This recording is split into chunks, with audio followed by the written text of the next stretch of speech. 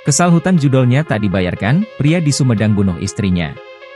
Pria bernama Herman saat ini tengah mendekam di ruang tahanan Polres Sumedang sejak ditangkap pada Jumat, 6 September 2024. Pelaku diringkus polisi karena telah menghilangkan nyawa istrinya sendiri inisial N 31 tahun.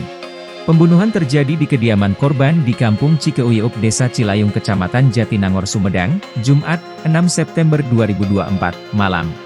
Kasat Reskrim Polres Sumedang, AKP Uyun Saiful Uyun mengatakan salah satu pemicu pelaku nekat menganiaya istrinya sendiri hingga tewas akibat korban tidak membayarkan utang pelaku. Menurut Uyun, pelaku terlilit utang akibat kerap bermain judi online. Pelaku kesal karena istrinya tidak mau membayarkan utangnya, pelaku terlilit utang akibat kerap bermain judi online, kata Uyun. Uyun mengatakan tersangka merupakan security di dealer di kota Bandung, ia ditangkap di wilayah Jatinangor tanpa perlawanan. Lanjut Uyun, sebelum pelaku menganiaya hingga membunuh korban, sempat terjadi cekcok di antara keduanya. Ia menyebutkan usai mengetahui istrinya tak bernyawa, pelaku langsung bergegas meninggalkan rumah.